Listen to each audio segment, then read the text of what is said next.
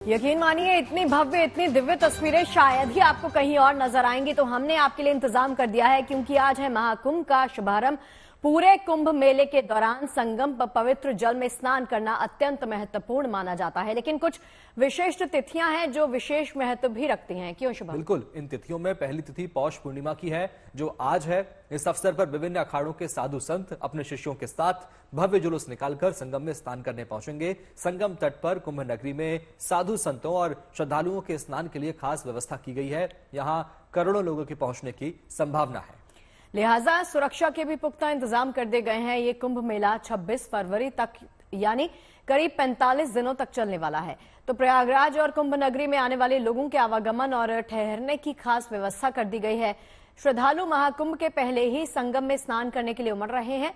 महाकुंभ के पहले स्नान पर्व से पूर्व रविवार को लगभग 50 लाख लोगों ने संगम स्नान किया, जबकि शनिवार को भी 33 लाख लोगों ने संगम स्नान किया था। इस हिसाब से आज 1 करोड़ लोग भी स्नान के लिए पहुंच सकते हैं, ये ऐसा अनुमान लगाया जा रहा है। यानी 1 करोड़ लोग बड़ी संख्या में, आप तस्वीर देखिए, अलग अलग घाटों पर संगम में स्नान करने के लिए लोग पहुंच रहे हैं।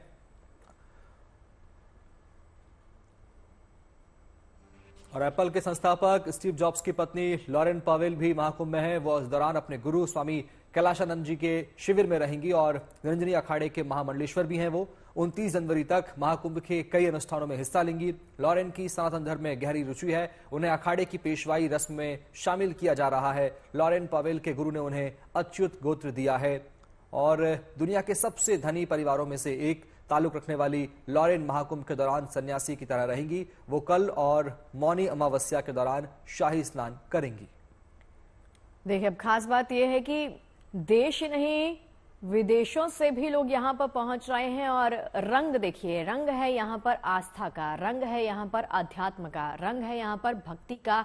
तो इसी भक्ति में लीन दिखाई दे रहे हैं। और ये देखिए बड़ी बात कि यहाँ पर पहुंची हैं और पूरी तरह से कल्पवासी की तरह रहेंगी और उसी तरह अपना जीवन यहाँ पर व्यतीत करेंगी। बिल्कुल, न सिर्फ देसी बल्कि विदेशी श्रद्धालु भी पहुंच रहे हैं। ये तस्वीरें आप देखिए। तो देखिए, महाकुंभ के लगातार रंग आपको दिखा रहे हैं और समझा रहे हैं कि यहाँ पर क्या क्या चल रहा है। बता रहे हैं हमारे सहयोगी संजय शर्मा जी और दिखा रहे हैं तस्वीरें आपको।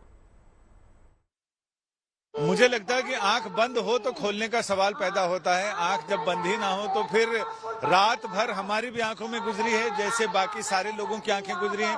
और यहाँ पर हमने घाट पे देखा बहुत सारे लोग रात को ही यहाँ बैठ गए थे कि जैसे ही 2:15 बजे पौष पूर्णिमा की शुरुआत होगी वैसे ही वो स्नान के लिए गंगा में उन्होंने डुबकी लगाई है।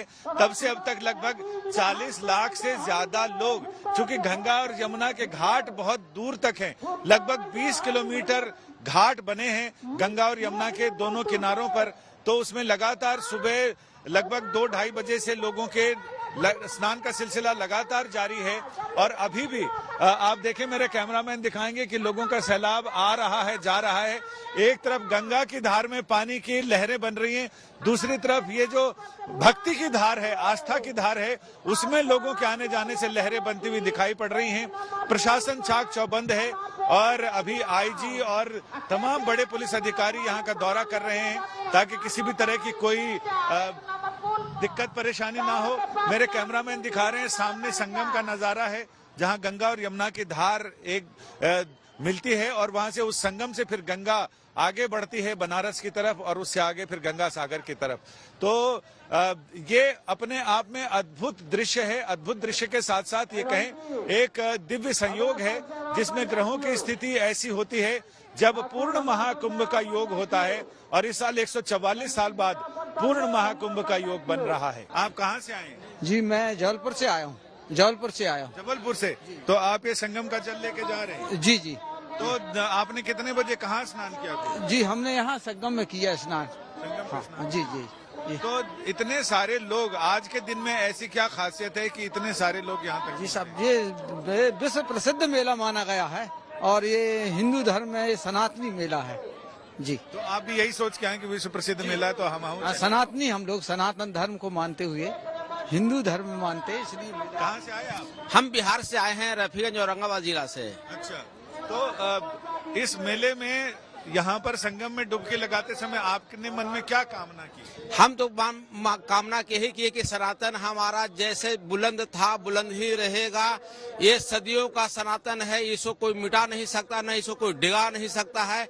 आज 144 साल के बाद में ये तीर्थों के राज प्रयागराज में हमारे बिना बुलाए सनातनी जगह जगह से आए हुए हैं। वो सभी कुछ अपनी कामना से आए हैं, कुछ लोक कल्याण की कामना से आए हैं और कुछ लोग बिल्कुल निष्काम भाव से आए हैं जिनकी कोई कामना नहीं है।